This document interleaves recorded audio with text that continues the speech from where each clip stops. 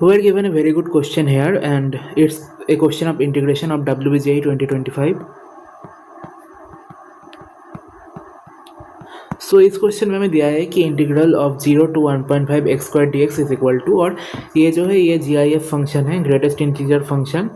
सो x square d x ये जो हमारे पास दिया है, सो ये एक ग्रेटेस्ट इंटीजर फंक्शन में हमें गिवन है. सो इसका हमें इंटीग्रेशन करना होगा. सो इसका इंटीग्रेशन करने के लिए आप एक चीज़ याद रखना कि जो एक्स स्क्वायर फंक्शन है जो GIF के अंदर है, तो आप पहले देखो कि आपको पता है कि जो GIF फंक्शन होता है वो इंटीजर वैल्यूज पे डिसकंटिन्यूअस हो जाता है.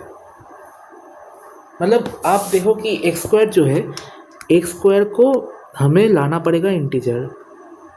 मतलब पहले हमें इसको ब्रेक करना होगा, ब्रेक करके इसको सॉल्व करना होगा. और एक्स स्क्वायर किस किस वैल्यू के लिए इंटीजर आता है 0 से 1.5 में. जैसे कि आप देखो कि x इक्वल टू 0 पे ही इंटीजर आएगा, x इक्वल टू 1 पे ही इंटीजर आएगा, x इक्वल टू √2 पे ही इंटीजर आएगा, क्योंकि x इक्वल टू √2 मतलब एक्स स्क्वायर इक्वल टू 2, सो 2 पे ऑब्वियसली 2x इंटीजर. लेकिन हम x इक्वल टू √3 नहीं ले सकते, क्योंकि जो √3 होता है वो होता है 1.732, और यहाँ पे हमारे पास अप टू 1.5 दिया है. सो ये इन तीनों पार्ट्स में हमें इसको डिवाइड करना होगा.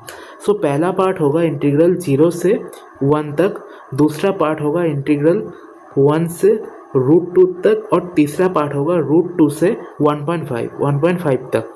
सो एक्स स्क्वायर डी एक्स. सो जैसे हमने इसको तोड़ दिया, सो इसको तोड़ने के लिए x square d x plus x square d x plus x square d x.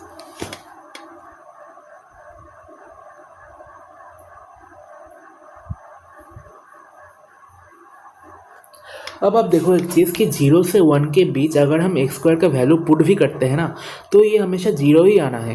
क्योंकि आप देखो कि जब हम 0 से 1 में इसका GIF निकालेंगे, अब ऑब्वियसली ये भी GIF में आएगा.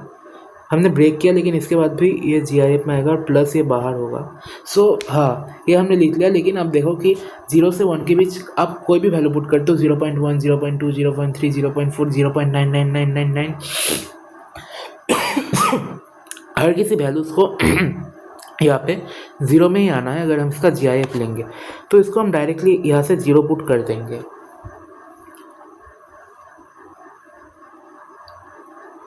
और जो ये सेकंड वाला आएगा, मतलब 1 से 2 के बीच, मतलब जो ये आएगा हमारे पास 1 से 2 के बीच, तो इसका वैल्यू 1 ही आना है. मतलब ये आएगा हमारे पास इंटीग्रल 1 dx, इंटीग्रल dx 1 से √2 तक. और आप अगर √2 से 1.5 ले रहे हैं तो ये हमेशा 2 ही आना है, क्योंकि √2 मतलब 2 का स्क्वायर 2 है हमारे पास. तो 2 और 2 से 1.5 का स्क्वायर मतलब कितना होता है 9/4. मतलब 2 से 9/4 के बीच में अगर कोई भी नंबर हम लेते हैं तो मतलब 2 के बाद ही हमें लेना पड़ेगा. तो 2 के बाद अगर हम कोई नंबर लेते हैं तो हमें ग्रेटेस्ट इंटीजर फंक्शन यहाँ पे 2 ही पुट करना होगा. सो इंटीग्रल √2 से 1.5 2dx.